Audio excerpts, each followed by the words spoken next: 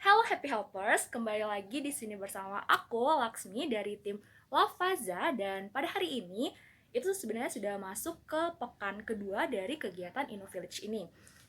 Nah, sebelumnya itu pada hari Jumat kemarin, kurang lebih tanggal 13 November itu sebenarnya saya sudah melakukan wawancara dengan salah satu pengurus dari rukun warga Banjar Jambi Baleran. Namun sayangnya pada saat itu saya tidak dapat merekam atau mendokumentasi kegiatan tersebut karena kebetulan ternyata dari memori HP saya tidak mencukupi, jadi tidak bisa melakukan perekaman video dan juga pengambilan foto.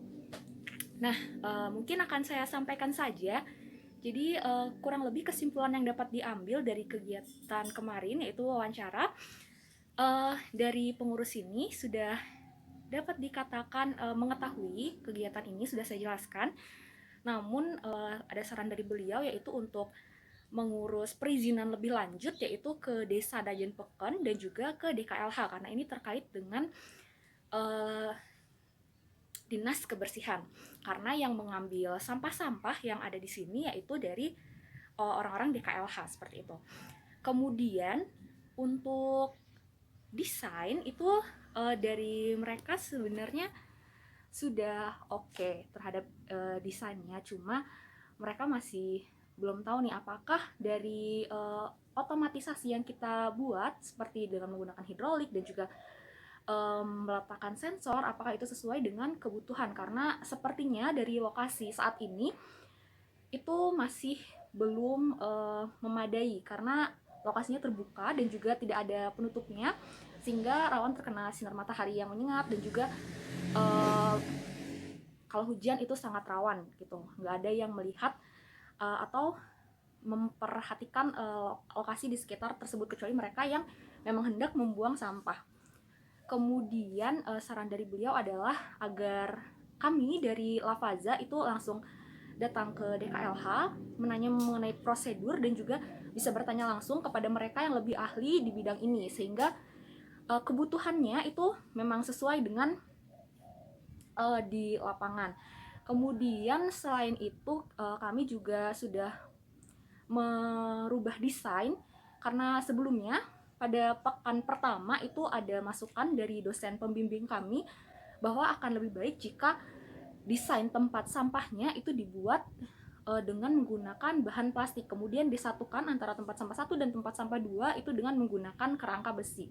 Sudah dibuat seperti itu, namun ternyata pada saat kami melakukan bimbingan pada pekan kedua yaitu pada hari Jumat tanggal 13 November tahun 2020 itu pada Jumat sore kurang lebih jam 3 waktu Indonesia bagian tengah ada masukan baru di mana beliau menyampaikan bahwa akan lebih baik jika tempat sampah yang dibuat itu menggunakan bahan yang terbuat dari kaleng, karena kalau menggunakan plastik itu nantinya atau saat tempat sampah tersebut rusak itu akan menjadi sampah baru lagi, kurang lebih seperti itu. Jadi kami sedang berusaha untuk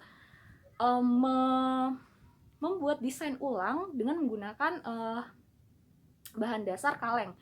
Kemudian terdapat beberapa saran lainnya juga seperti untuk mencari atau melakukan survei ke lingkungan sekitar sini yaitu di wilayah Bali di mana kita bisa memesan atau melakukan custom design ya kurang lebih seperti itu untuk desain tempat sampah sesuai dengan yang kita mau. Nah, untuk biaya yang dikeluarkan sendiri hingga pekan kedua ini kami belum mengeluarkan banyak biaya ya, bahkan masih nol kurang lebih, karena dalam minggu pertama dan minggu kedua ini kami belum berani untuk memulai membeli bahan-bahan karena untuk desain sendiri itu masih terus mengalami perubahan dan juga masih menyesuaikan dengan kebutuhan di real lapangan, karena kami takut jika nanti kita sudah membeli ternyata justru buang-buang gitu. Jadi mungkin kita akan mulai progres lagi pada pekan ketiga ini. Saya usahakan untuk datang ke DKLH dan juga ke desa pada hari Senin atau hari Selasa.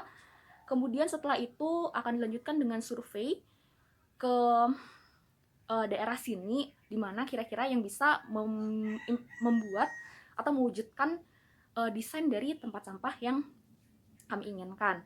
Kemudian untuk survei lainnya yang sudah kami lakukan di sini pada pekan kedua ini yaitu mencari ukuran polybag, karena akan lebih baik jika ukuran polybag itu sesuai dengan ukuran tempat sampah. Jadi kita akan menyesuaikan ukuran tempat sampah yang kita buat dengan ukuran polybag yang tersedia di pasaran, sehingga nanti dari dinas kebersihan juga mudah untuk mendapatkan polybag tersebut. Nah, untuk toko plastik yang di daerah sini, di daerah Tabanan ini, kemarin saya sudah menemukan bahwa ukuran terbesar dari polybag yang dijual di pasaran itu adalah 90 kali 100 cm untuk di wilayah Tabanan ini gitu. Jadi mungkin nanti kami akan buat sekitaran ukuran segitu, atau nanti kami juga mungkin konsultasi lebih lanjut lagi kepada dosen pembimbing baiknya seperti apa pada meeting pekan ketiga. Saya rasa sekian dulu untuk yang dapat saya sampaikan. Mohon maaf karena ini belum bisa dilakukan di lokasi lapangan lagi, karena memang kemarin sebenarnya ada wawancara, cuma karena keterbatasan memori ini jadi tidak bisa melakukan perekaman ataupun dokumentasi melalui foto seperti itu. Jadi mungkin sekian dulu yang bisa saya sampaikan pada pekan kedua ini. Akan kami upayakan lebih maksimal lagi untuk pekan ketiga, dan mungkin jika ada hal-hal yang masih kurang dalam penyampaian saya saat ini akan saya sampaikan dengan menggunakan PowerPoint. Terima kasih.